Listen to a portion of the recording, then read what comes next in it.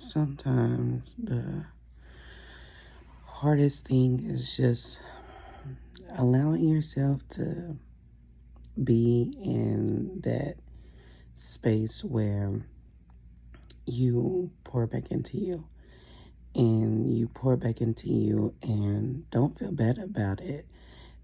That to me is one of the hardest thing for mothers, for parents, for anyone, because we will feel so shame, we will feel so bad for just taking care of us, for taking our time, for re energizing ourselves. We will feel so bad for it when it's okay.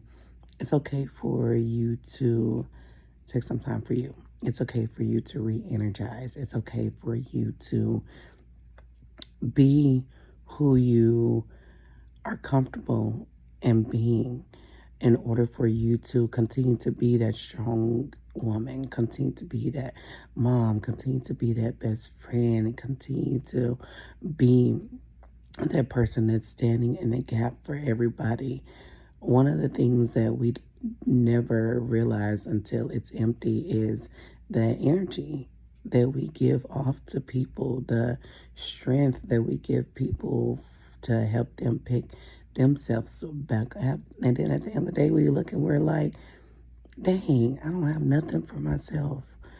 Never get to that point to where you poured out so much in a day to where you're not only mentally exhausted, but to where you're so exhausted that you don't even feel like pouring back into you in order to give yourself the energy that you need to carry on for that next day.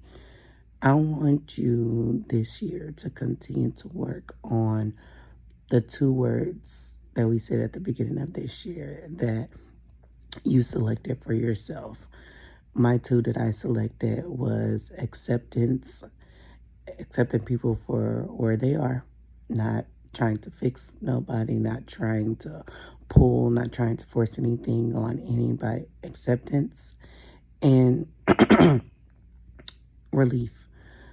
Those are the main two things that I'm working on. I know it was another one, but I forgot. But I know the main thing that I was working on was acceptance. And y'all, it's going to be a continuous journey. Number one, you're human. Let's put that out there. It's going to be a continuous journey. You're human. You're going to continue to be imperfectly perfect every single day. You don't need to be perfect. You need to set your boundaries, stand on your boundaries, and continue to move respectfully, God-fearingly, and above all, how you want your children to mimic you. Anything that you do, I want you to ask yourself those three questions. How will I explain this to my children? How will my children see me? What is this in the image of God? If you can answer that and continue to smile and continue to feel energetic, you are doing great. If you can't, don't sit up here and throw shame at yourself. Don't sit up here and be mad at yourself and continue to beat yourself up about the choices and decisions that you should have made. Because then that's where the devil can come and sit in. We're not going to do that. But what I do want you to do is I want you to focus on those two words that you set for yourself for this year that you are going to stand by. It's going to be hard. It's life. That's inevitable. But I want you to don't stop trying. Continue to be better every single day. Not only for yourself, but for the generation that you are responsible for. It is very, very important. Them kids is going to be okay. They're going to be all right. Girl, put something on. Go outside. Them kids going to be okay. They still going to love you when you get home. They still going to ask you, hey, I missed you. Where was you? But at the end of the day, they going to be all right. They is going to be all right. They all right when You at work been working a 10, 12-hour shift and they just got out of school and they calling you asking you for Roblox money. They ain't calling and asking you how your day was and if you come home. Nah. Can I have some Roblox money? So them kids is gonna be all right. I promise. When you take a look back and see how you were raised and see how you turned out. Now, of course, there's some things that you want to change because being a millennial like myself, there's some things that I feel should have been done better, but there's no book to this.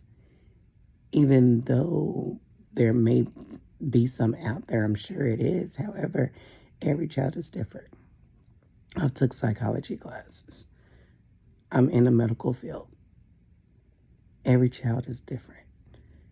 I wish I could be able to pull out that psych book again with my autistic child, my oldest, and be like, okay, he acted like this today. Well, this is what we need to do. No, no, no, no, no, no, no. Every child is different. How do you think they wrote half of the medical books? It was studies that they had to do.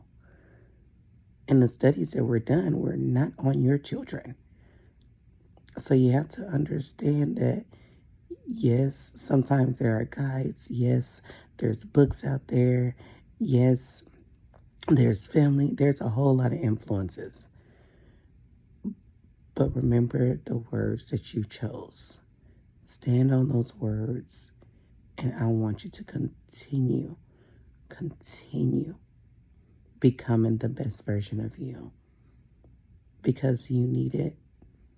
And not only do you need it to continue to grow and continue to love yourself, your children need it. You'll see that house shift. You'll see that energy shift, that respect shift, those boundaries shift. Keep going. Don't stop. Don't give in. We got work to do.